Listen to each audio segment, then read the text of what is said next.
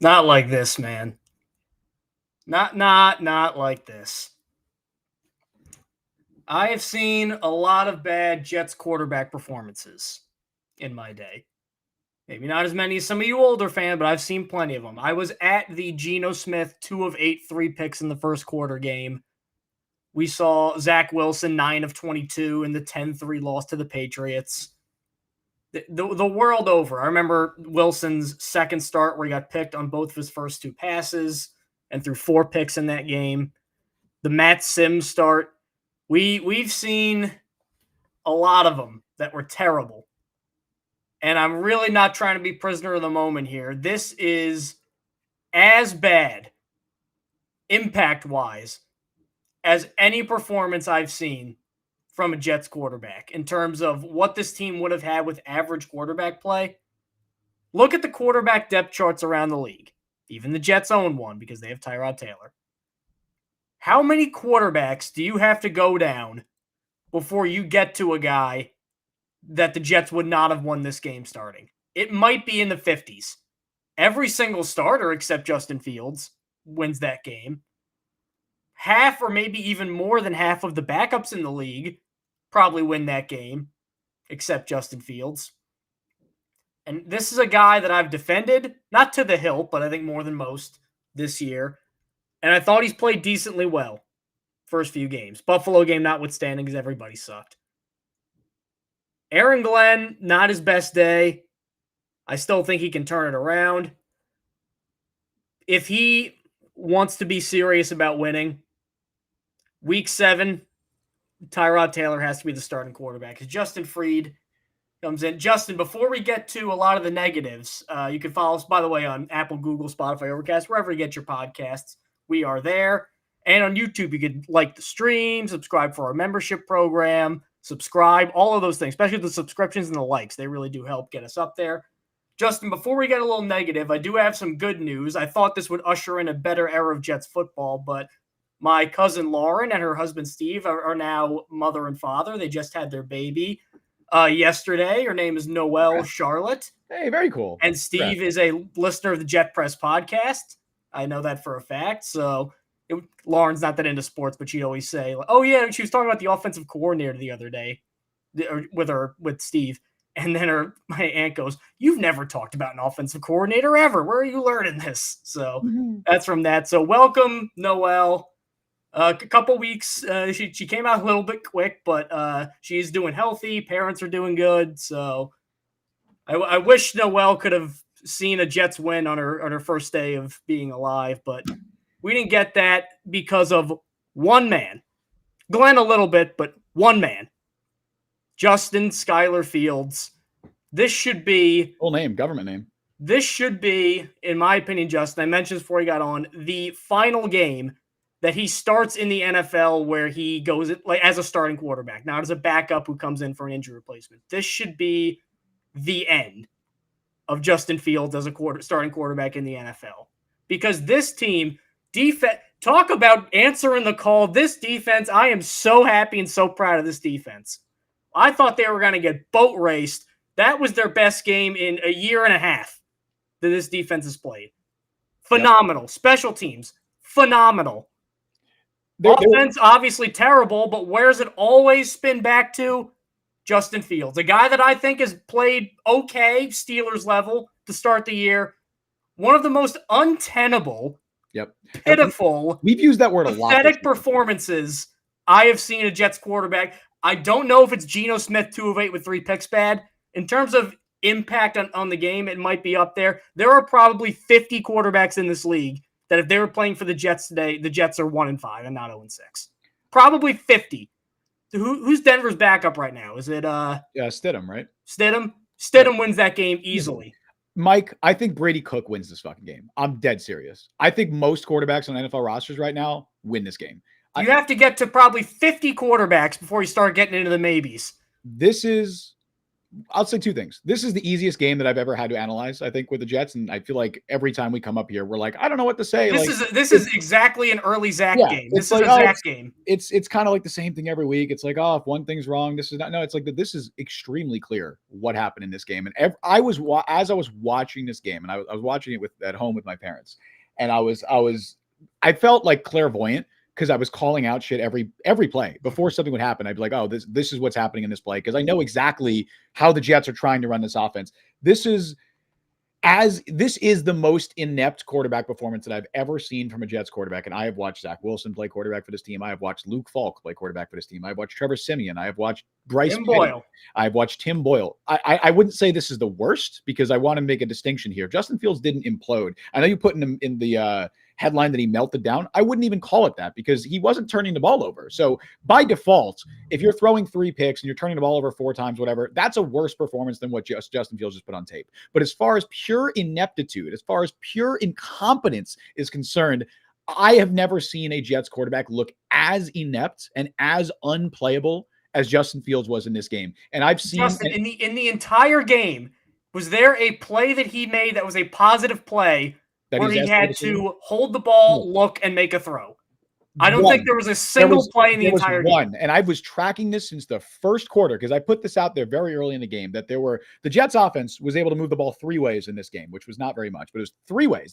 This is what Tanner Engström was dealing with. It was, we can either run the ball with Breece Hall or Isaiah Davis against the best run defense in the NFL, with stack boxes, against the stack box and the best run defense in the NFL. We can try our best to give Fields a pre-snap decision where he doesn't have to think, doesn't have to make a decision. And even when they would do that, Mike, the ball placement would be off, or he'd be late to throws. The Jets He's late on predetermined throws. The Jets win this game if Fields throws to Garrett Wilson on that second to last play. That was a design read. What? The design, not even that. Listen, hold on, listen. The design read on that play, they tell Justin Fields in the fucking huddle, look at Garrett Wilson. That's the guy you're throwing it to. Garrett runs his route, has 6 yards of space. Justin Fields is staring into the fucking void for 6 seconds before he finally throws it and gets his receiver decapitated. I've never seen this level of incompetence, Mike. No, you know what broke me? Oh my God. I think it was sack number 6 or 7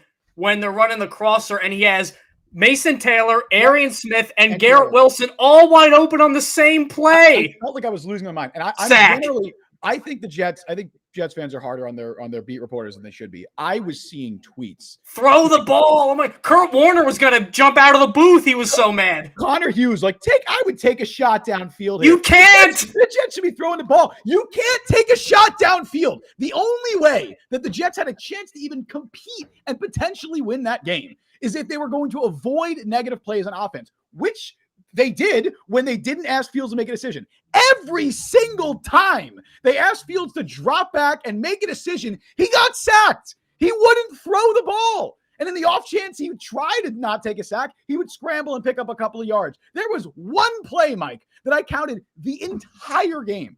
I'm hitting my mic. I'm so mad. But by the way, lowest net passing yards this century.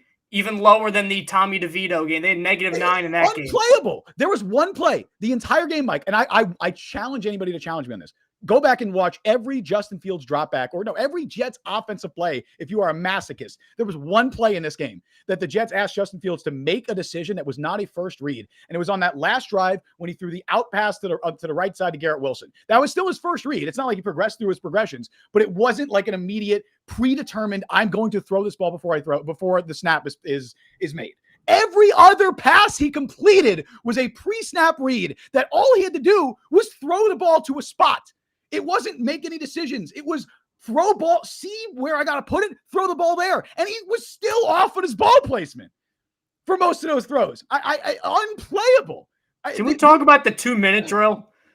Yes, yes, please, because I'm going to fight anybody. Also, one thing before I get into that too, you know what really pissed me off? What? Rich Cimini, I think he made this up.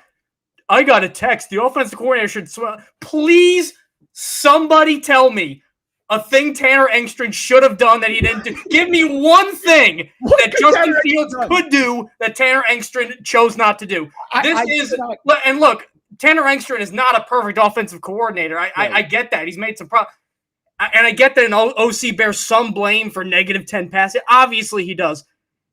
There was a point. There is not a thing he could do.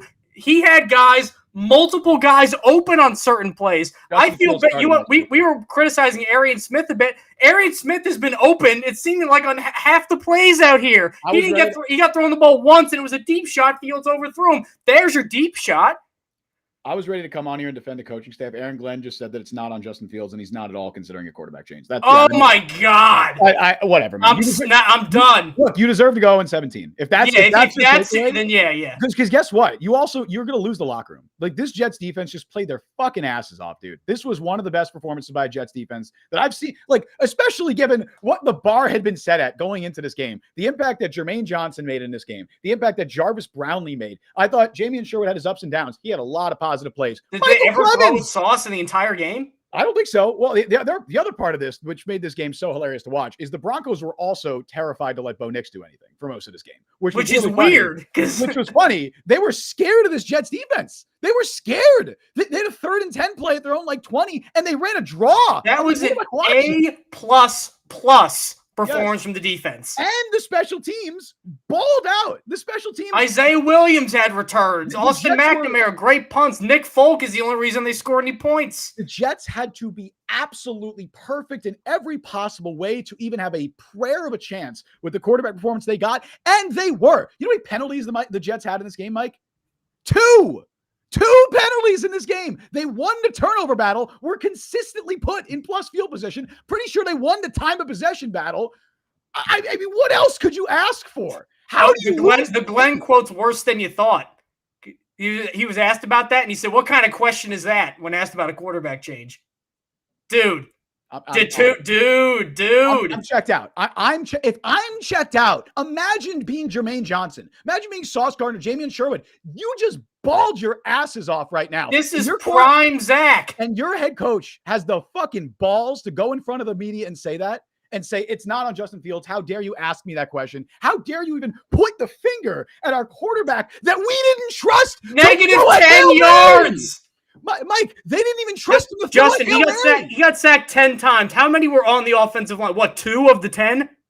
There were like the last one at the end, I think it was on 3rd down. He just got beat, but somebody defend this. They didn't trust Justin Fields to throw a Hail Mary at the end of the half because they were more concerned about it resulting in a negative play for the offense than a positive play. And they're like, how dare you question? They won't even, that's terrible. I don't know what you even do at that point. Why are we even talking? Why are we here even analyzing this? If they're not going to consider a change. Justin Fields on the sequence at the end of the first half, our thought was to not let them end the half with the ball. Then why'd you fake the punt? No, that's what it was. That's a correct quote because their thought wasn't how can we score points? It was how can we not let the other team get the ball to score points? That's the correct. He's right. That was their mindset.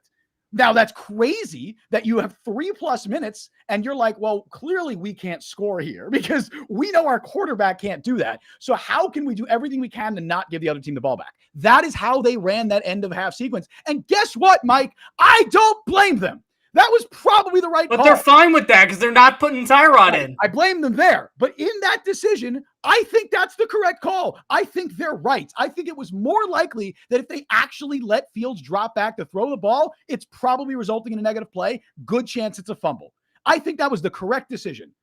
I really don't know. He goes, it's not on Fields. Like, I can't even evaluate.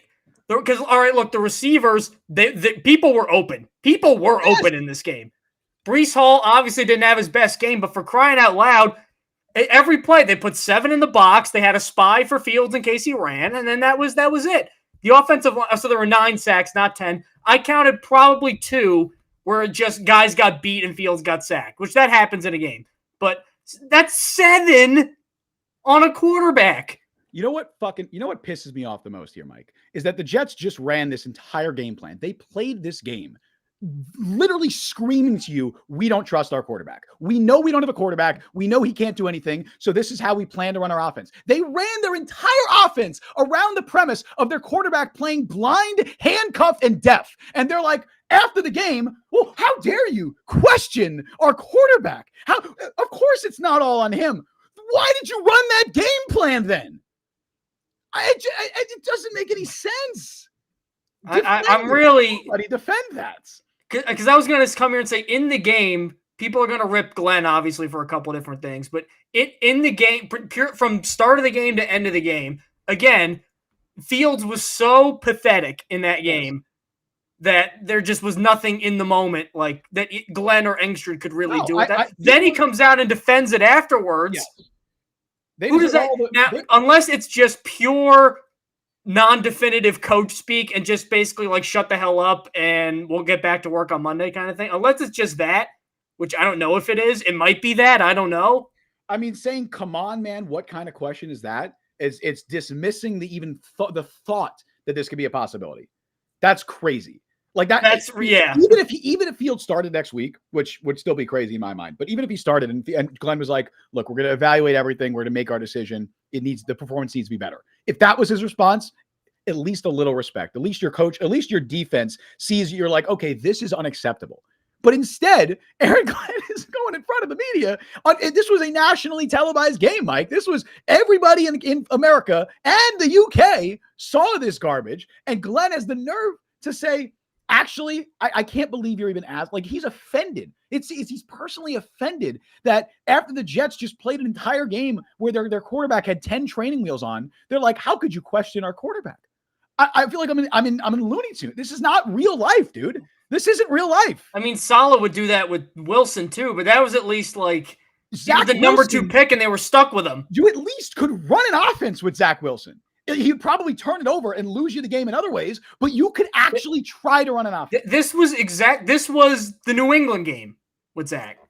Without the defense, this was that game. It was a different type of inept because in that game, Wilson imploded, which, I mean, yeah, he also was just like his head was just so out of it in that game. He had no idea what he imploded. I will like Denver is normally like a man coverage team. They came out with a ton of zone, and Fields had no idea how to beat it. This is the problem, Mike. The reason they're not benching Fields is because they're saying he's playing safe football. He's not turning over, and they're clearly they're coaching that into his head.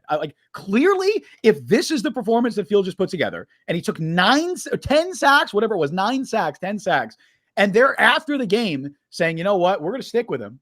Clearly, they are telling him, well, we'd rather you take a sack than turn it over.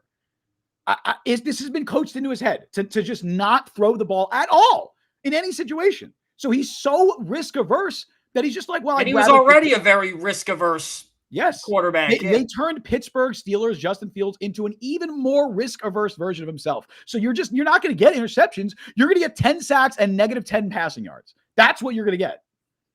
Let's go. I'm gonna make an ad lib and go to the comments because we got a ton of them today. Please, we're gonna try to get as much of them as possible. If I see comment, I'm gonna fight someone. If I see comments trying to be like, "Oh, the defense did this." Oh, I mean, yes, criticize Aaron Glenn for not making a QB change. What the fuck could he have done in the middle of this game?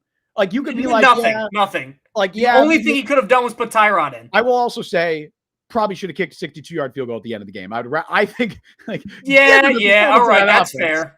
Give it a performance to that offense. But it's also a guy who's in his 40s and has never even hit a 60-yard kick. That's likely a situation where they determined Nick Folk's range before the game, and it was determined to be shorter than 62. So I think they probably weren't willing to make an ad lib. That's a situation where. But also, if they kick it and he missed, it's going to be, why didn't you go for it? You know, that was. I wouldn't be saying that. I'd be like, I know exactly. That's one of those things where like people were upset with the decision because it didn't work out. Brian Costello saying that, I don't give a fuck what Brian Costello said. No offense to Brian Costello, I don't give a fuck. Like. If you're gonna say why would they kick it in that situation, why wouldn't you keep the ball in Justin Fields' hands? I'll tell you why they didn't do that. Like, obviously we know why they didn't do that. Yeah, the only way that makes sense for Glenn before we get to the comments is if he's just being like, look, we just lost in a painful way. Like, please just shut up and let me get back to work and stuff. That's the only way that can make sense. Yeah. Fritz Thompson will start us off. Tyrod should have been in there. WTF? Yes, he should have been. Yes, then we'll go to Jay's Beers. 0-16. Field sucks. We need a quarterback. Yes. Looks like it's Fernando Mendoza after this week. Cisco. Zach Wilson would have won that game. Debatable. I don't know. Maybe. Maybe. Well, I don't know if he would have, because I don't like. It's very possible Zach Wilson starts that game and they throw 3 picks. Like, and in that case, you don't win either. Like, that's why I want to make this clear. I don't think this was the worst Jets quarterback performance I've ever seen, because he didn't turn it over. Like, it wasn't like he was imploding. It was just inept and incompetent in every possible way and unplayable in a situation where we've used the word untenable so much this year. This was as untenable as untenable gets. Justin Fields, I mean, read this defense and throw a slant flat. Nah, man. Nah, I can't do that. No, he can't. That's where we're at. Justin Fields was 5 seconds late on predetermined reads. Is it me, or does it almost seem like Tanner Engstrand doesn't want it feels like for his scheme, like Fields is a very bad fit. I mean, I feel like he's tried to adapt to it a little bit, but it's very possible there's a disconnect between Engstrand and Glenn, because I do not. If Engstrand was the decision maker, right? So let's pretend Tanner Engstrand had the ability to bench Justin Fields. He would have in the first. How could you tell me that Tanner Engstrand would call the game he just called and know how handcuffed he is and say, you know what, next week we're to throw that guy out there again? That's a great point, Mike. I think Tanner Engstrand right now is probably not very happy with Aaron Glenn's decision making with Justin Fields. I think you're absolutely correct. Or I think maybe Engstrand could be like, I can fix him. And then he's like, oh, never mind, I can't fix him. I'm not saying from the beginning he wouldn't have wanted him. I'm saying right now, I do not understand. If you were Tanner Engstrand, I will guarantee you, if Tanner Engstrand does not want Justin Fields starting next week. He can't. How could he? After the offense he's being forced to call, how could you want Justin Fields to start? Gianluca Nelson, that 2-minute drive at the end of the first half was a fireable offense. It would be if you had a quarterback, but you don't. The reason I'd say it's a fireable offense is because, again, they made a conscious decision that they were more likely to result in a negative play if they let Fields do literally anything than a positive play. The only reason I'd say it's a fireable offense is because they realized that and they're still sticking with Fields. That's ridiculous. I understand the decision at the time. I genuinely get it. I don't think they mismanaged the clock. I think they actually made a conscious decision that I kind of agree with. But just knowing that and continuing to throw the guy out there, how do you justify that? Stanley Mann, yet another abominable, poorly coached disaster. Fire Glenn, trade everybody, make Fields a blah, blah, blah. This is a crazy statement for a team that finished with negative 10 net passing yards. The Jets were the better team in that game. They outplayed the Broncos in pretty much every possible way, except their quarterback. That's it. And it's not like Bo Nix wasn't even particularly good in this game. Bo Nix was a bad quarterback in that game and looked 1,000 times better than the Jets quarterback. But the Jets deserved to win that game. This was easily their best game since week one. I mean, that's not even close. But this was another game where the Jets were the better team, deserved to win, but they didn't. And this week, we know exactly why that was. Let's go to Vinicius Cristello. Fields is always late. There were at least 4 open speed outs, and he was late.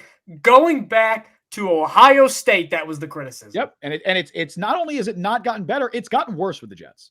This game was one of the worst. Again, it's augmented by no one can get open, but it's to a point where it's where you can't even function. I'll say this too, and I don't want to sound I don't want to be optimistic in any way, because there's no reason to be optimistic about the quarterback play right now. But I don't think it'll be this bad every week. This was how could it be? This was the Broncos defense. The Broncos have an unbelievable defense. This is probably the worst possible defense for Justin Fields. They punish indecision.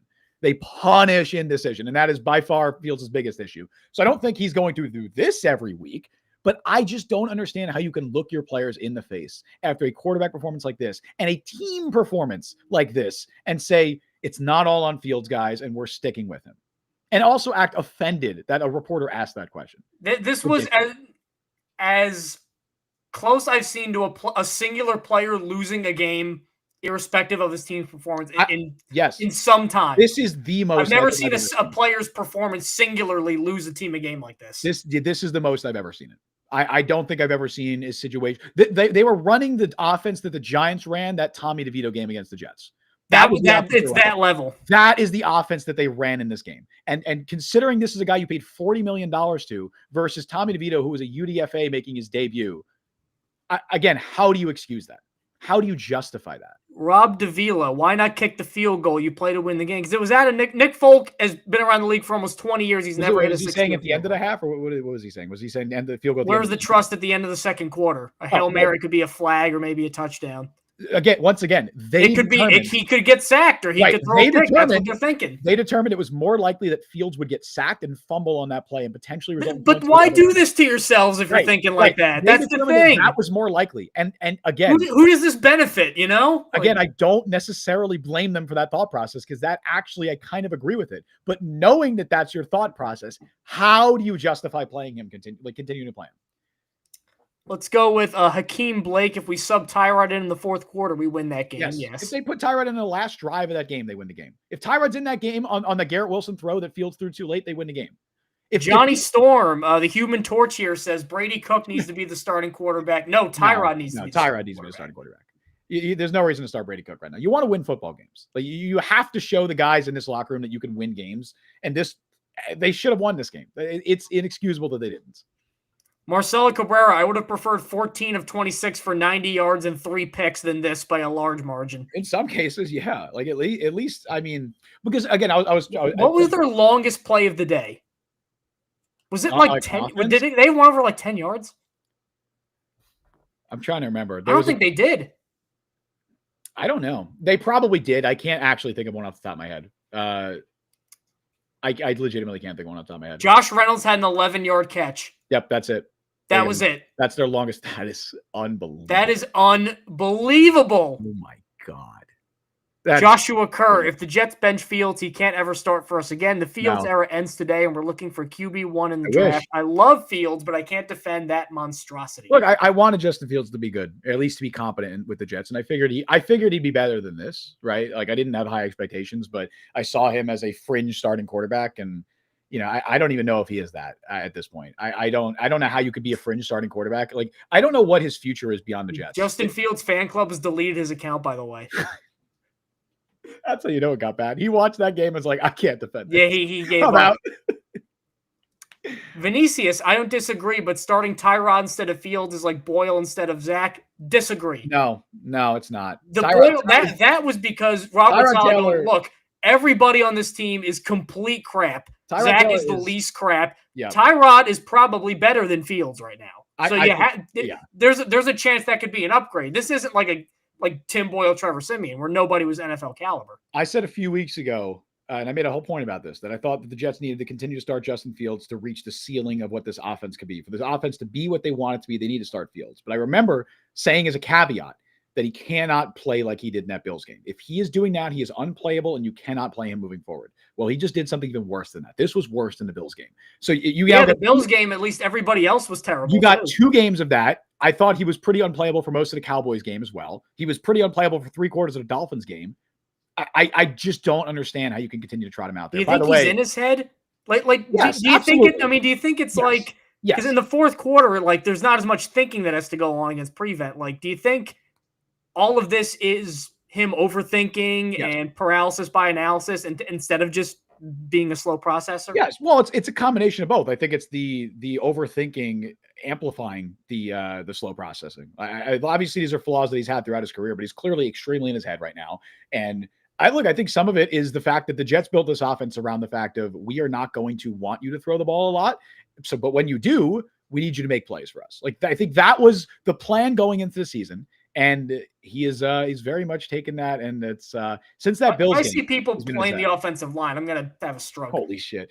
Dude, what are the pressure numbers gonna look like after this game? It sucks. All the pressure numbers are so skewed. I saw one where I think Membu got beat, quote unquote, where he threw a guy around the back and then he looped back around and got Fields. It might have been on 3rd down. I'm like. They're going to give Armand Membu a sack for that, and Fields held the ball for 7 seconds. There was one play in this game, I think, where Fields was sacked in under 3 seconds. And it was Fashanu, I remember, got beat by Benito. That might have been it, yeah. And Benito, leads the NFL in sacks, so, that's acceptable. He's going to do that. I think that was the only play. PFF will have to confirm this, but I could probably check it right now. I think that was the only play that Fields had where he was sacked under 3 seconds. Let's see. Can I check this right now? Well, while you look at that, let's go to Brandon R. He needs 10 games to know that Fields is garbage. You think he's thinking hey, we got Carolina and Cincinnati. It'll be easy. But again, Miami and Dallas were supposed to be easy. Dude, you know what Justin Fields' pressure to sack percentage was in this game? 100? I don't know what. 48%. Oh, my God. 48%. Oh, my God. And they were getting pressures a lot.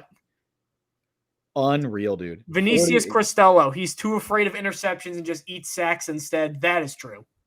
Yes. But again, I don't think he's afraid 100%. Of interceptions. I think the coaching staff told him don't turn the ball over, which is a fair directive, but I think they went too far into it. It's funny because PFF grades can't fully capture how inept of a performance was. Like he has a 49.5 right now, which is terrible, but it's not as like terrible as it probably should be, because it's just, you can't negatively, like each individual play isn't at that negative. Like they basically take it as like a one play basis where all of these plays kind of add up into one overall grade. It's not looking at the full context of what can we do as an offense with this, like with this guy as our quarterback. Nothing. We can't do anything.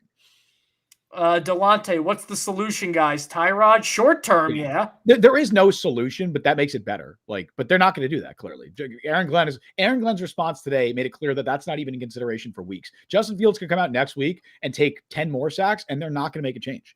Glenn just made that clear. It's not even a thought in his mind. He was offended that somebody asked him about it. Bonos Tecmo. Aaron Glenn told Rodgers he was going in a different direction. What direction is that? I can't take the Rodgers stuff. I don't know if I want to do a Rodgers conversation today. I'm a little worked up. I don't think I want to get more worked up about a Rodgers conversation. Imagine this team with like 70 million Rodgers dead cap next year. Like you're not doing anything with you're not winning anything this year anyway, and keeping Rodgers up. Like I don't want to get into it. Yeah. We've had these conversations. Don't trick me into getting into the Rodgers talk. Brandon R. Tanner could have mutinied to send Tyrod in. He should have. Garrett Wilson nearly did. Garrett Wilson nearly took off Glenn's head because he didn't do anything at the end of the first half. But again, I get why he didn't. Marcelo Cabrera, I would have tried to kick instead of going on 4th and 8. I agree. In hindsight, yes. I think what happened there is it was predetermined before the game that Nick Folk's range was X amount of yards and 62 was longer than that. And so Aaron Glenn in that situation was just like, okay, Folk's range you were out of Folk's range. We have to do something. It was already determined. In that case, I think I'd like to see Aaron Glenn say, well, clearly we can't do anything with this offense. The odds of us picking up and converting on 4th and 8 are significantly lower than the odds of a 40-year-old kicker making his longest career field goal, which is by a lot, too. By a lot. Like, and that's still true though. Like, I still think they would absolutely have a better chance of Folk making that kick. Bo knows Tecmo again. Bo Nix isn't that much better. Yes, he is. After this, I'm very low on Bo Nix. He's a lot better. He's a lot better. Jets win by probably 10 if Bo Nix is playing against Bo Nix. Mirror match in this game. I agree. And they didn't give Folk a chance to win the game. Well, Folk in the defense. I think they should have done that. I agree. But I think I understand why that thought process was made. I just think that's a situation where I think a more experienced head coach probably calls an audible there and says, well, we know what his range should be, but clearly we can't pick up this 4th and 8. Clearly. Bo knows again. Glenn learned from the Dan Campbell meathead coaching tree. What do you expect? Dan Campbell's a good coach. Yeah, what is that supposed to be? Yeah, like what? Is Dan Campbell not a good coach? Dan Campbell's a great coach. And he was their coordinator for years.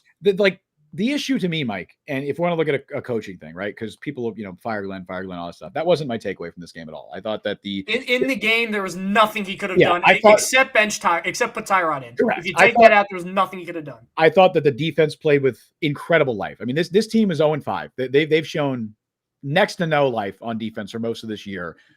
They're going overseas in a situation where no one expects them to have any kind of a chance. How about Jermaine Johnson, man? Jermaine Johnson, he has such an impact on this team, not just like with his performance, but the energy that he brings. That is a leader. That is someone you absolutely you pay him. I was on the fence. Now you got to pay him. You pay him. You got to pay him. He was on the sideline getting dudes hyped up in that, like in the huddle right before the defense will take the field. Like this defense is so much worse without him. He was on a snap count in this game, by the way. He was not playing. As Vinicius says, it's night and day difference with Jermaine and Jarvis Brownlee. Jarvis Brownlee, I thought, made a big impact. Malachi Moore, I thought, played well in place of Tony Adams. He got the start at safety, and I thought that was a good change. Like, I'm so impressed by the performance of this defense. But from a coaching thing, my concern now is if you're Aaron Glenn, how do you not lose the coach? How do you not lose the locker room? How do you motivate your defensive players to go out there and do what they just did again next week, knowing what the quarterback situation is, knowing that they just played the game of their lives?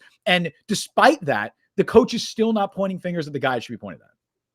Brandon R, 2 of 15 on 3rd down. I don't even think the numbers do it justice. I like -10 net passing yards. It still feels worse than that. Let's go with Alex Latordo. Imagine being British and this is your first American football experience. This wasn't like I said this during the game too on Twitter. Like, I don't think this wasn't an offense. The Jets didn't run an offense. Like, it's not even. It was one step above Wildcat every play. Yeah. Like, again, I was counting from the beginning of the game. There were 3 plays the Jets would try to run. It would be a run, it would be a first option read for Justin Fields, or he would scramble, right? Like the third option was ask him to make a decision. 80% of the time it results in a sack and a negative play. 20% of the time he tries to scramble and get something. But the Broncos were just spying every time. So they would spy and load the box. So how is Tanner Engstrand supposed to fit those pieces of the puzzle together and construct an offense? You can't. It's impossible. Impossible. Rob Serafinowicz, Glenn looking more and more like a one-and-done coach. With the Jets cruising to the number 1 pick, must you be asked, should we let this group of coaches anywhere near who the guy is? Look, I'll say this. If they're continuing... Engstrand would be begging on his hands and knees for Mendoza or Dante Moore at this point. If Glenn continues to trot out Fields every week and this continues to be the performance, it's going to get to a point where I'm like, yeah, fire Glenn. Like, because at that point, man, you're going down with the sinking ship. Like, if you don't make a change, if you are sacrificing the team for your Justin Fields, for your ill-fated quarterback decision that you made in the offseason that is clearly not working, you deserve to go down with the sinking ship at that point. Brandon R. Brownlee for Carter/Oliver made a world of difference. Absolutely. I was really funny, Mike. I don't know if you noticed. Took him one series. Isaiah Oliver played the first 2 snaps for the Jets in this game. Brownlee came in on the 3rd snap to it seemed like they were going to rotate them each at nickel cornerback in this game. Brownlee forces a fumble his first play. Oliver didn't see the field again until Brownlee missed a few plays because he was hurt later. But outside of that, I don't think Oliver was out there at all. It was all. They immediately were like, "Oh, we need to get this guy." After the field goal they allowed, this passing defense was locked down. The entire defense, the run defense, the pass defense, I thought Jamie and Sherwood had his best game of the year. I know absolutely, yes. There were a few This was a weird game from Sherwood because he had a couple of bad plays in coverage. I don't think it was like a perfect game, but he also had a lot of really impactful positive plays that outweighed the negative plays for me, in my opinion. Bo knows again. Aaron Glenn showed his poor leadership abilities after the Rodgers meeting. That has nothing to do with it. I disagree. I don't want. That has nothing to do. I don't want to talk about Rodgers. I really don't. I have no desire to talk about. He's Rodgers. on the Steelers now. Yep. John Zaleski, not one pass to Breece Hall. WTF? I mean, they weren't passing to anyone. They couldn't pass to Garrett Wilson, let alone Breece Hall. Mason Taylor, one catch? I got a couple people on Twitter being like, hey, "Where's Mason Taylor? Where's Mason Taylor? Where's anybody?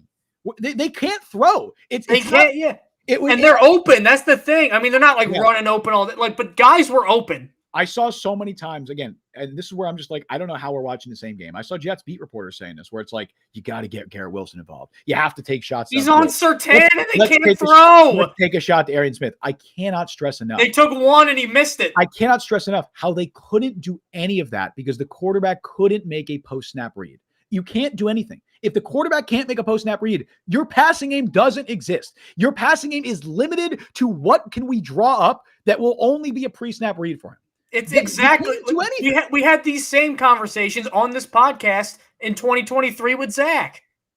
Yeah. Why didn't they try this? Because he can't do it. Because he's not in the right headspace to do it. That's why. This was the most obvious game that I think I've ever watched of this quarterback can't do this. Like it is because it was without fail, Mike. Every time they tried to do what people on Twitter you could see it when they were zooming on his face. You could see he had no idea what he was looking at. I was watching it again with my parents at home. Vocally, out loud, anytime Fields would drop back to throw and I realized it wasn't a pre-snap read, I'd say, well, that's it. There's a sack. And it without fail. It was like 90% of the time. Not even. It was 100%. There was one play that wasn't like that, and it was on that last drive, and it was still a first read play. It just wasn't a pre-snap decision. It was a first read play where Garrett was open and he made the pass. And then a play or two later, he has Garrett Wilson open, which if he makes that pass, the Jets probably win this game if he completes that to Garrett Wilson and he has him wide open. And that was a pre-snap read. That was very much I know I'm throwing it to Garrett Wilson no matter what. Garrett Wilson had 5 yards of separation, was staring at him saying, why aren't you throwing me the ball? Why aren't you throwing me the ball? And Fields finally throws it after 10 seconds, only for Wilson to get lit up because obviously he threw it too late.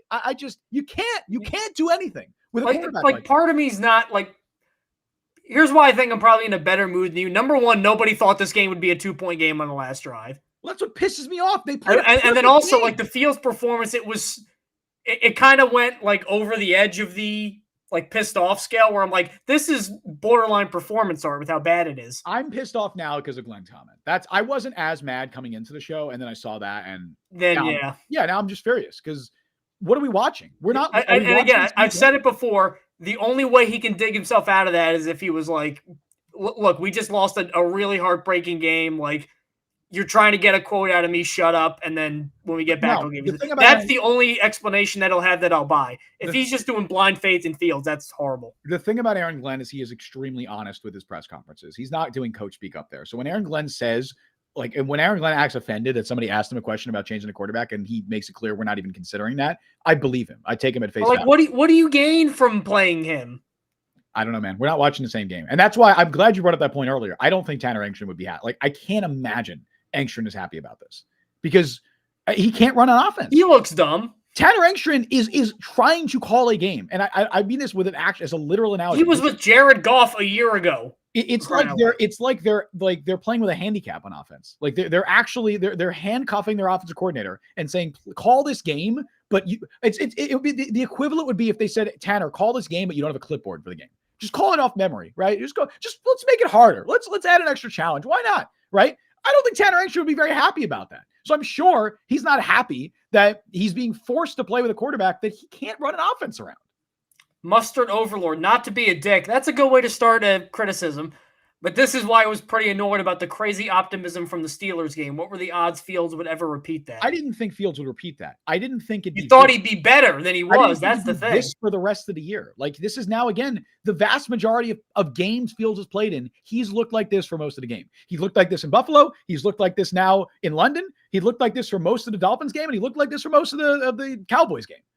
Brian Sternbeck, watching Fields at his presser, he is so quiet he couldn't even lift his head. It might be good for him. Yes. He might need to just sit for a couple games, and then maybe he comes back and he's a little bit freer. So obviously in his own head. He is struggling now. Yes, he's mentally struggling. So you're not helping him either by playing him. The thing is, this is already a quarterback that takes a long time to make decisions, and he tends to think a lot on plays. He's now overthinking the overthinking. So what the result is he just doesn't throw the ball. That's the result. And then we'll go next to, Stanley Mann is crashing out here. No one was open. Tried throwing the ball to someone. Fields was scared and brain dead. Holds ball, which is why not. So is it Fields' fault or is nobody open? Bullshit that no one was open. Bullshit. People were open. Justin, I know you're not the biggest fan of this guy. How many times was Arian Smith wide open in this game? He was open. There were guys. Look, I'm not saying that every single sack that Justin Fields took, there were guys open on. What I'm saying is there were plays where guys were open. And again, the bigger issue is if you can't trust your quarterback to drop back without resulting. How do they expect to win if they don't trust Fields like that? That's the issue. And I don't think people understand that. You're thinking of this from a results perspective. I think the people that are still trying to defend Fields or criticize the play calling are looking at this from a results perspective. They're looking at it as, oh, no one's open. Like, what's he supposed to do? It resulted in a negative play. You need to look at this from an offensive coordinator's point of view, from the perspective of the coaching staff. If you're calling the game, how can you trust Justin Fields to drop back to throw if every time you ask him that, and I don't mean that hyperbolically, I mean it literally, that every time you're asking him to drop back and make a post-snap decision, he's taking a sack and it's resulting in a negative play. What can you do? His XQBR was 6, but all right, so they lost by 2. He had negative 20 EPA. This is one of those games. That's 3 touchdowns he cost him. Yeah, I'm a very analytics-driven person. This is one of the games where the tape says everything. Watch the goddamn film. Watch this game. You saw that game. Don't try to pull the nobody was open thing. It handcuffs your offense. You can't run an offense. This is we were talking earlier about did they have a long play? It was Reynolds, and then the fumbled snap was one of their best plays of the game. That was their second longest play by yardage. Was the Josh Myers fumbled snap, and it was 8 yards. Mark Kidwell, Justin Fields sucks ass, so is coaching. The coaching sucks because they're sticking with him. That's outside of that, I see nothing wrong with the coaching today. Yeah. They suck because they're sticking with Aaron Glenn is a defensive coach. His defense was terrible. Today they played awesome, well above and beyond what was expected. Incredible. And like the energy that they came out with to the execution, it was all of it. They weren't missing tackles. They weren't getting. And it was Sean Payton. Yes. 13 points. And I thought Bo Nix played poorly. Like, this was a bad Bo Nix game, and it was clear that they didn't trust him at all. And I also, there was a couple of times the Jets got a little lucky. Like, that was the other thing, Mike. I feel like the Jets got very lucky in this game. That Garrett Wilson play should have been a fumble. Like, Bo Nix didn't complete a pass the entire third quarter. If there's like another half a second on that Garrett Wilson play, that's a fumble, right? On that, Like the Jets got super lucky. There was a play where it was Brandon Stevens got called for holding, but it got called back because something with I think the Broncos it was a penalty on them, or so it was holding on the Broncos. Like the Broncos were shooting themselves in the foot. But as Breece Hall says, when teams shoot themselves in the foot, Justin Fields shoots himself in the head. This wasn't even the team, too. It was Justin Fields. It was Justin Fields. Shot everybody on the team and then himself. Yes. He pointed the gun last at Tanner Engstrand, but he's like, you last, buddy. And then we'll go next to JPS Cardi. Have you guys considered trying out? The bar seems very low. Was legitimately like, man, I can make these. If you ask me, say, hey, point and throw to that direction, I'll probably do roughly as good as Fields did in some of these pre-snap reads. Even if I get picked, I'll at least let the ball go. That's true. There's a line. All right, I'm going to put the line for an entire year at 6 interceptions. If you're below that and you play primarily, unless you're like Lamar good for an entire year and like your rates are similar, that means you're playing poorly because it means you're not taking chances. Yeah. I've been on this train. You're being overly conservative and you're not running a regular NFL offense. I've been on this train for a long time. I think we've had conversations on this podcast where I've said interceptions are overrated, like for quarterbacks. It's an overrated stat. It does not tell you nearly as much. Like people read into it as, you're throwing a lot of picks, like you're playing poorly. I don't think that's always the case. I think you often see it that some of the best quarterbacks in the NFL throw a lot of picks because they take a lot of chances. You just need to combine those negative plays with positive plays. You need to supplement them. And obviously the Jets can't do that. Grant Rude, I didn't get to watch the game today. Did Sherwood look better? Yes, he did. He looked like last year Sherwood. Everyone on the defense looked better. Everyone on the defense looked good. And no complaints. I don't know how we're going to analyze the show or analyze this game outside of that. Like it was just Fields. Yeah, like literally the entire thing is every other the offensive skill position player. Even then, they were open. Right. And everybody was either okay or great, and then Justin Fields had an all-time bad performance, and they lost. And also, how hard can we be on Arian Smith and Josh Reynolds for not consistently beating, a really good pass defense? And they were open, too. And they were. And he just missed them. Fold should have been, says Ronald Constantino. I guess he means both. Should have been gone long ago. Aaron Glenn should never have been coach. Fields should never have been gone and sold with Glenn. Yeah, I don't know. I missed that. Sorry. You said Fold? Who's Fold? I think you meant to say both. Maybe Folk. Like, I guess if Folk can't make that kick, he shouldn't have been on the. Oh, if he can't make a 62. Folk can't kick. Oh, come on now. What? He hasn't missed a field goal. There has been one missed field goal. Correct me if I'm wrong, Mike. I think there's been one missed field goal in a Jets game this year, and it was Will McDonald's block. I don't think an opponent has missed a field goal against the Jets either, outside of that block.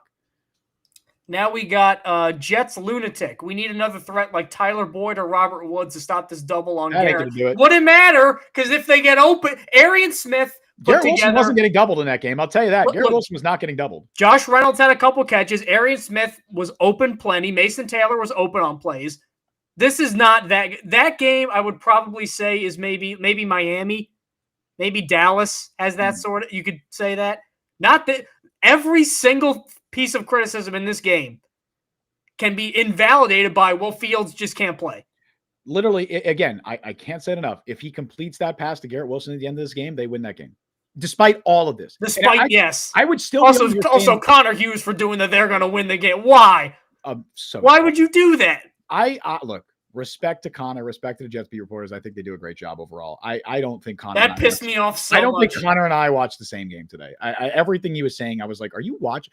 Maybe there was a gas leak in the press box because the Jets beat reporters were tweeting stuff, and I'm just like, "Well, I did see a lot of them, Staley especially, like throw the ball, goddamn it!" I saw a couple of those. Yeah, yes. I mean, that's good. Let's go with Kuzade. I'm a Bears fan. He's always been terrible. Not this bad. No, not this bad. Not this bad. No. I mean, again, this was, I think, a unique blend of circumstances. This was the worst game he's ever played at any level, which is crazy because we said that 3 weeks ago or 4 weeks ago that was the worst game he's ever played. Yeah, I mean, look at week 1. Yeah, week 1 was the best game he's ever played. Best game he's ever played. Yeah.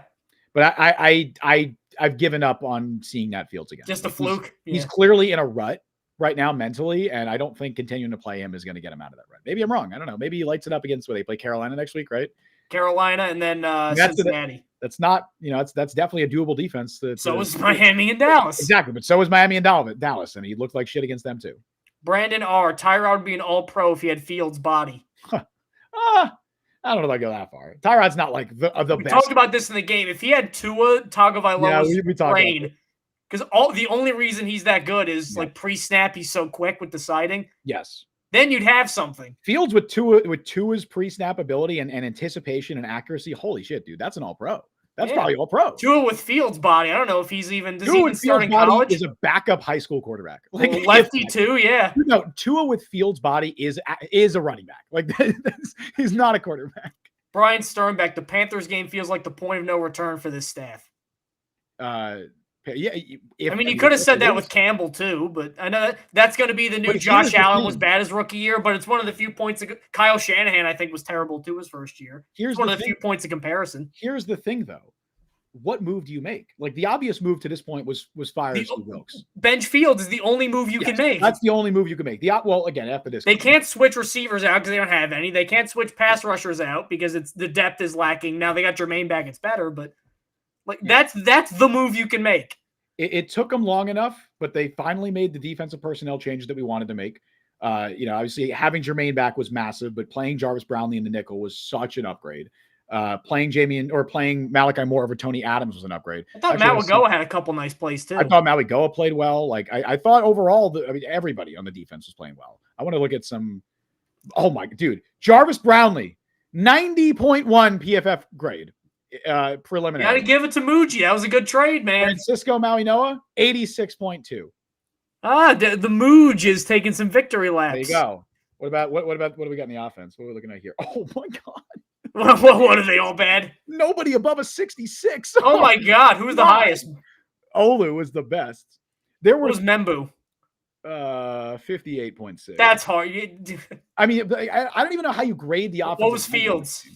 49.5. And again, I don't think that's insane. But the thing that's is, like invalidating the concept of PFF I was grades. saying this before. I think Justin Fields breaks the PFF grade. You can't it doesn't account for. Oh, by the way, Garrett Wilson dealing with a knee injury. Great.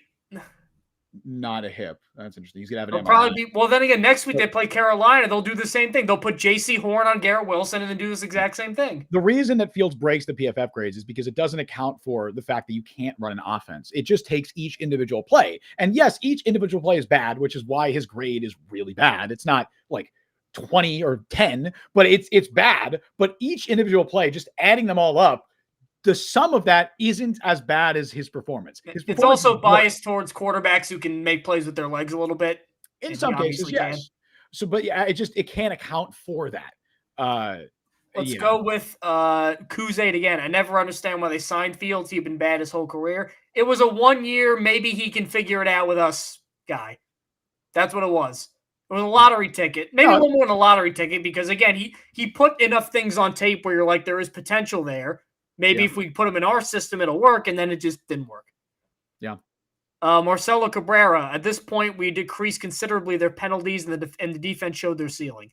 Yeah, man. If the defense can play like this, dude, they're gonna win some of these games. How many penalties do they have? I didn't see that many. 2. They had 2 penalties. 2 for 15 yards. And one was a false start on Tippmann on the first play of the game. It was a false start, and what was the other one? I don't remember what it was. I think Brees had a decline one on the fumble, but it probably wasn't even that significant. That's why I'm not remembering it. Let's see. Penalties for the defense. They had 0 defensive penalties. 0 defensive penalties in this game for the Jets. Can't use that against Glenn this week, can you? It was Membu and Tippmann got penalized. That's it. Oh, yeah. Membu and Tippmann. That's it. Brian Sternbeck, they guaranteed $30 million to a quarterback. 3 different coaching staffs couldn't turn into a competent starter. The other one was special teams. It was a special teams. Oh, yeah. The return. There was 1 accepted penalty on the offense, and it was Membu. 0 accepted penalties on the defense. And you lost the game. But as Sternbeck said, too, though, they guaranteed $30 million to a quarterback. 3 staffs couldn't turn into a starter. I liked the Justin Fields signing at the time. I thought that it was the best lottery ticket they could take. You, of course, required a situation around him that was probably better than what he's dealt with for most of the season. It required a defense that was not the worst in the league, which for 5 weeks of the year, they've kind of have been. And it required an offensive system and offensive coaching staff that can get the best out of their personnel, which they haven't necessarily proven they could do that. But Fields is also so unbelievably in a mental rut at this point that you can't do anything about it. And I think that's, it's a product of Fields just playing way worse than he is. He's better than this, obviously, but it doesn't matter if every week this is what you're getting. At a certain point, he's not better than that. And he's not better than that for you and for what you need him to be. And you have to make a change, but They're not gonna. Drake May's 5 of 5 with 2 touchdowns, by the way, in the first quarter.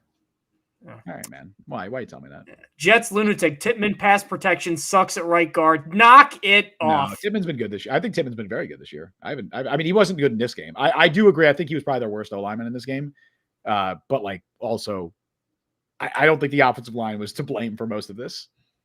Grant Root again, 9 sacks. Sounds like it was all on Fields. Did the O-line look okay? Didn't have their best game, but it looked 5 times worse than it should. They held their own against an incredible. The Broncos have how many more sacks than any other team? Oh my God, dude, they're going to break the record. They might, yeah. The Broncos were on pace entering this game to break the NFL record for sacks. And then they got 9 sacks. And they just got 9 sacks. They're going to break the sack record. That's crazy. Then we go with, let's go with Jets lunatic again. We'll lose all the games, get the first overall pick, and then trade down. I don't know what the draft's going to look like right now. I mean, I was hoping we could talk some quarterbacks because of, it was a very big weekend. Yeah. By the way, that whole take Ruben Bain thing, I think that's out of the window now. Is it? Yeah. May I propose to you another scenario? Yeah. Then what do you do? May I propose to you, Mike? Draft Ruben Bain first overall, trade back into the first round, and get who? John Mateer? Or trade Quinnen Williams. Sorry. Just throwing it out there. I'm not saying that I want to do that. I'm saying that that's a real possibility that Jets fans are going to have to consider this offseason that that Quinnen Williams might ask out. I think there's a lot of signs pointing to that, and I would not be surprised. I know that Quinnen Williams was not happy that the Jets moved on from Aaron Rodgers, and he is going to be needing a new contract in the offseason because he's got very little guarantees left. Quincy is probably gone. A lot is pointing to Quinnen Williams probably wanting out in the offseason. So I would prepare for that reality. And if that happens, Ruben Bain first overall, trade back, or you get the 5th best quarterback. You don't even have to trade in back into the first round. You're probably getting a first for Quinnen. So Ty Simpson, I don't know where Ty Simpson is going, but I don't know where Ty Simpson. I mean, dude, I don't know where Sellers goes. And Sellers a top 15 pick. I don't think he is at this stage. I think he is still. I don't know, man. I really don't think South Carolina has like one receiver, and that's kind of it. You needed more from him this year to solidify himself, and I don't think he has yet. Maybe he can, but I don't think. I still think the firm top 3 is Mendoza, Moore, Sellers in that order, and that's a big if with Moore because I'm not sure Moore comes out. And then Nussmeier, I think, is probably Nussmeier. Aller, talk about fumbling the bag. Christ, Aller. Poor guy. And then Mateer just had a really brutal outing against Texas. Against Texas, yeah. He's playing hurt. He had the hand injury, I know, but I think Mateer would have to be great the rest of the way. Ty Simpson is smaller than Zach Wilson with a worse arm. He's playing really well though. So was Zach Wilson. He's playing but against much better competition. Zach Wilson was throwing against fucking Montana State, whatever, like Wyoming. Ty Simpson's playing really good against great competition. I've been very impressed with Ty Simpson. It was funny looking back. Me and Justin were talking quarterbacks over the weekend, and we were looking back at like past reports. Mm-hmm. It is crazy to see how everybody whiffed on Zach. Like if you look at the positives, it's like quick decision maker, gets the ball out accurately. I'm like, man, that didn't translate. Yeah. But I think that would almost be because I'm not like none of these quarterbacks have blown me away yet. I think Mendoza is probably de facto QB1, but are you really taking Mendoza first overall? Like just because you need to take the best quarterback. I don't think he's good enough to be first overall pick. Like I know a better prospect, Cam Ward or Fernando Mendoza. I don't think either is very good. Like as like in terms of like worthy of being taken first overall. I don't know, man. I think Ward is a higher ceiling. So that's 3 years in a row where we haven't got that? Or was Stroud like that? I will say that I think there's a conversation also to be had about the development of quarterbacks in college being very stunted by NIL, by a lot of changing factors in the college world. And I think we're seeing quarterbacks come into the NFL a lot less ready than they have been in years. It doesn't bode well for teams that need a quarterback. Also, like guys are getting more snaps now, and there's more like resources for a quarterback. Yeah, in certain cases. Then we got Jets lunatic again. Trade Big Q and Quincy to the 49ers for another first. So that's the 28th pick. That'll help. Niners are good. I consider it. I mean, look, you have to consider trading Brees. I know we just had a long conversation about that on Wednesday, but you have to consider it. You have to consider trading Quincy. If you can get even a bag of popcorn. Can you imagine though if Isaiah Davis was RB1 with this offense? Wouldn't look much different. Justin Fields, Isaiah Davis. I don't think it looks any different than it did today, Mike. I'm not going to lie. I mean, this was an outlier game for a lot of things, but I think I don't think that the offense will change that much. I really don't. I think the offense stinks regardless, whether it's with Brees or not. Obviously, it's worse. Like, I don't think Isaiah Davis is as good as Brees Hall, but I really, if you can get like a third or a fourth round pick for Brees, I think you got to do it. I saw a quote up here too where they were like, how come Engstrand stopped running the ball? I'm like, all people would say in the first half was he ran it too much. I don't think he stopped running the ball at all. They completed 9 passes. That's all they can do is run the ball. I don't think he stopped running the ball at all. Like, maybe later in the game you could argue, but like also it's just, again, it's an untenable situation where it's a stacked box and a QB spy every time. There's nothing. It's just pressing random buttons and hoping something works. Again, their second best offensive play was a botched snap. That was because their best chance was doing shit like that. Like, and even then, that was Brees making something out of nothing because he got hit in the backfield. Yeah, he did. Trade away Sauce. Oh, get out of here. They're not trading Sauce. Like, first of all, the dead cap, if they trade Sauce, they just extend them. They get out of here. He was good. I don't want to hear shit about Sauce today. Most players on... Did they? I think they threw at him once. What did preliminary PFF? What are we saying? Preliminary PFF. Sauce targeted 3 times, 2 catches. Oh, well, I'll say this. That touchdown was on Sauce. Like, that was on Sauce. That one's on Sauce. I really don't know what they were playing defense-wise. It might have been on Moore. It looked like quarters. It looked like cover 4, and I'm pretty sure. So then Moore's got to go over back then. No, Sauce followed the in-breaking post for no reason instead of sticking to his cover, like his zone. I'm fairly confident that was on Sauce. I mean, obviously we don't know the play call, but looking back at it, it certainly looked like quarters. And that looks like it's on Sauce to me. Rudy, play calling was awful. Oh, come on. You call plays for this offense. Yeah, ask anybody. Kyle Shanahan couldn't run an offense with this. Like, no way. He couldn't, no. Good luck. Maybe he could. I don't know. From Brian Sternbeck, for a regime, we can't rule out being one and done through 6 games. They need to put themselves in the best position to transform this roster in one offseason when they're down a 3rd-round pick. Because they don't have what might be the number 65 pick in the draft because of Hassan Reddick. Well, Thank you, Joe Douglas. That's why even more important to sell off any assets you can that are not going to be with the team next year that you don't see as a part of the future. And I think Brees Hall fits that. But are they going to have a future is the thing. I'd still be shocked if they're fired after 1 year. But like, it's a deserved conversation. If they keep sticking with Fields. There's 2 different ways to look at this. I think it's very deserved to have this conversation about could they be one and done, especially again because the unbridled loyalty now to Justin Fields is unforgivable to me. But I also think it would be very surprising to me if they were to move on after 1 year. So Wilson doesn't appear to be the ACL. That's good, but it's a knee injury. He's gonna have tests to provide further clarity. He might miss some time. How are they going to throw the ball? Dude, imagine they trade Brees and Garrett's hurt. Yeah. How are they going to move the ball? Then Aaron Glenn's like, okay, what do you want me to do here? Give me Brandon Smith. Did Brandon Smith play an offensive snap in this game? No. Not legitimately though. If Garrett Wilson misses like 3 games and they trade Brees, genuinely, how are they supposed to run an offense with Justin Fields? They can't run an offense now, Mike. I know, but like before this, they at least had an offense. Like Garrett Wilson would catch the ball and Brees Hall would be running and stuff. If Garrett is out considerable amount of time, it's even you. Oh man, I don't know how you trade Brees. That's so tough. Because like you need to actually like you need to win games. Operate. You need to win games, and like I don't know how you can win games if you don't have Brees or Garrett. Like that's pretty crazy.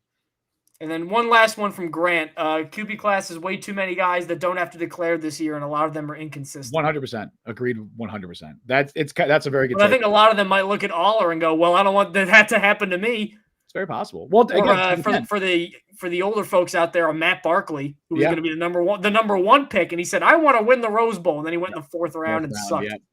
Well, look, if Dante Moore is still projected like a top 15 pick, he's going to come out. But I don't know. Like, he didn't look particularly great against Indiana. Obviously, that was his weakest game in a while, and he's still 20 years old. Like, I don't know what kind of ups and downs are going to be there for the rest of the season. Mendoza is clearly, he's coming out. I don't think there's any world where Mendoza wouldn't come out. Yeah, Nussmeier is going to be in the draft. Mendoza is going to be in the draft. Those are the 2. And Sellers, I would say 75 to 80% chance in the draft. He theoretically could go back.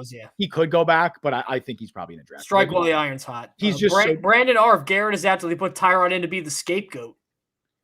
Like just let him get killed and be like, I told you Fields was better. No, I don't. I mean, I don't think this coaching staff's not going to operate that way. I like, if I had to try and put myself in Aaron Glenn's shoes as to wonder why they're sticking with Justin Fields, right? Because I'm trying to understand their thought process. My guess would be a couple things. One, they thought that the Broncos defense just gave them looks that they could not handle today, and that Justin Fields struggled largely because of how bad or how great this defense is. And I'm not saying I agree with this. I'm thinking of their perspective. And I think, two, they're looking at it as, we have easier defenses coming up. We're going to give him ample time to prove that he can still do that. And three, they look at it as, if we make this decision, if we bench Justin Fields, that's it. And I think that they weren't even thinking about the thought of, oh, we have to bench him after 6 games. Like, going into the year, that was not even a thought in their mind that they would have to consider benching him this early, because they looked at it as, not only can this guy, be our bridge starter this year, but he might be our starter next year. And there's a world where we can turn him into a starting quarterback. I think that was their thought process with Justin Fields. So I think they don't want to abandon that. And by they, I probably mean Aaron Glenn, does not want to abandon that after 6 games. I disagree with that wholeheartedly, especially given the performance that we have seen from Justin Fields. I just don't think you can. I don't think you could face the locker room and continue to. Glenn is betting on, if we just fix this one issue, he'll be good. But we're 5 years in now. He always been told for 5 years that's his big flaw. Yeah, and he has been able to fix it. 3 different coaching staffs haven't been able to fix it in 3 years. I try to put myself in the coach's shoes and think what they're thinking, like think what the organization is thinking, and that's all I can come up with that makes sense to me. I wholeheartedly disagree. And I think it's unjustifiable to continue throwing Fields out there. It's not fair to him. We'll call time on the Jeff. Really quick. It's not fair to him, and it's not fair to the rest of the team. It's not fair to anybody involved. Like, he's so clearly in a funk that he's so down on himself. Throwing him out there is just making it worse. Bryce Young last year. Yeah, it's making it worse. And yeah, look what happened with Bryce Young. Look, if you he's still bad now, but like he improved after he got back in. If you put in Tyrod Taylor and he still stinks, you can go back to Fields at a certain point.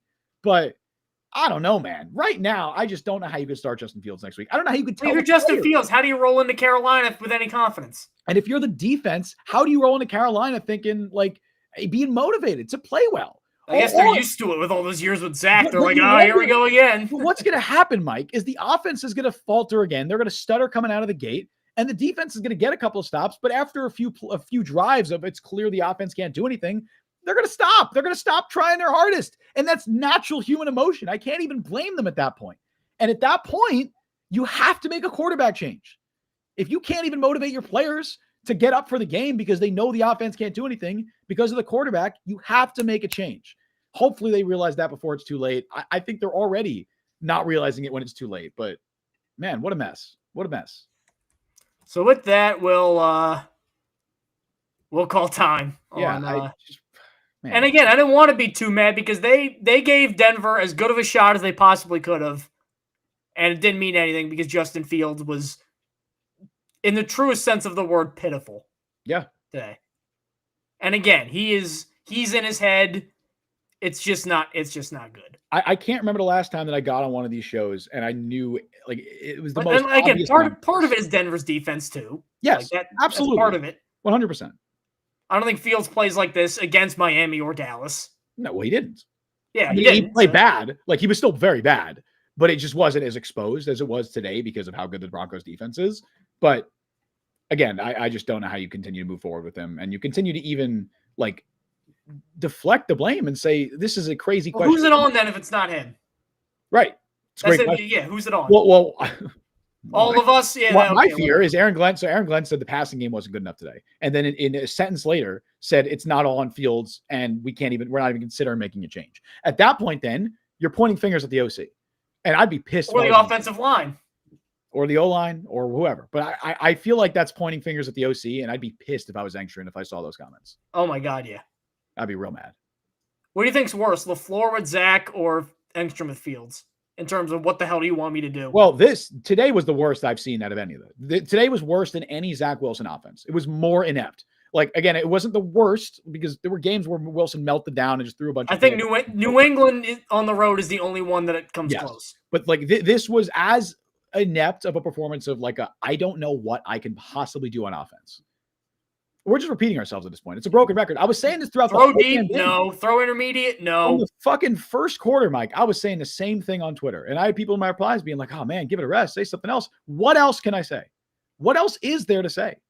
The only takeaway is Justin Fields is terrible. And the defense looks pretty good now. This was as cut and dry, obvious of an analysis as it possibly can get for a post. You need us as professionals to tell you that. You saw that on your couch right now. Watch the game back if you're a masochist. Watch that game back and tell me what else Engstrand should have done or what else the offense should have done. They can't. Hey, Michael Jenkins. Sign us as Michael Jenkins. Donate super chat. Super chat. The New York Crop Dusters, he said. Okay. He said that like 3 times in chat, and I think that was his wanted us attempt to get it. Look, you wanted us to say it. We said it. Okay, fine. We'll clap like a seal if you I was about to say that. I was about to say the same analogy. I couldn't think of it. Well, you an analogy. You probably would have said like bark like a seal or something. I'm gonna bang like a seal. Oh, for Christ's sake. Sorry, I've been playing to the bang the table thing, you know. Oh, good Lord. Anyway, thank you all for joining us on the show today. You can follow Mike on Twitter @ByMichaelChannel. Follow me on Twitter, Justin Fried. Follow the Jet Press at the Jet Press. Download the Jet Press podcast wherever your podcast. Check us out on YouTube and TikTok. Subscribe, hit that notification bell. You guys know what to do. You can also become a member today. It's a great way to help support the show, and you get your comments prioritized in chat. We stream live every Wednesday at 3 p.m. Eastern time and live immediately following every single Jets game. Although, Mike, it's a bad time to tell you. I don't think I could do Wednesday show. We might have to push to Thursday. Terrible time for me to tell you that right at the end of this. I'm going to be in Vegas. Hey.